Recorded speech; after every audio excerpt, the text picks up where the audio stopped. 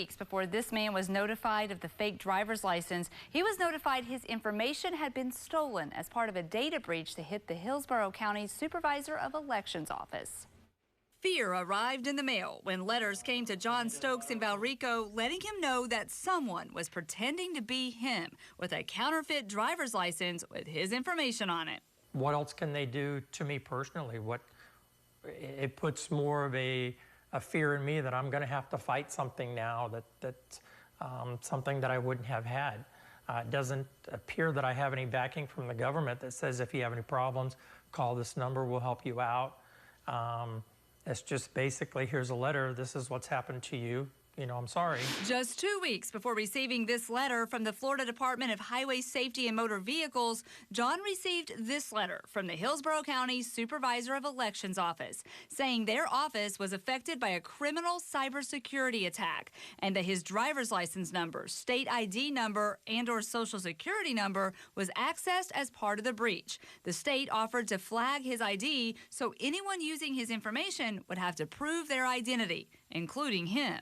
He still has questions. It's not just that I would like to figure out how to protect myself, but what about all these other people out here that don't know how to even begin with this? I know you're good at digging in and getting the answers for these types of things, so I thought, let me call Shannon. She'll know how to figure it out.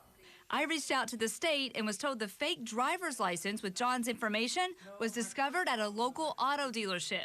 That information was sent to the Florida Attorney General's office, to the DMV, and to the Tampa Police Department. As a result of my inquiries, a state fraud investigator reached out to John to offer more support.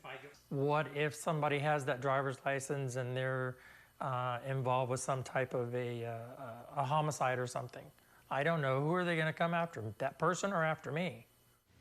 The state has now offered John a new driver's license with a brand new number. A state spokeswoman tells me this counterfeit driver's license was not issued by the DMV. She says that this appears to be an isolated case so far, and while this has happened before, she says she is not aware of a big batch of similar letters going out to victims. So hopefully you won't get one of these letters too.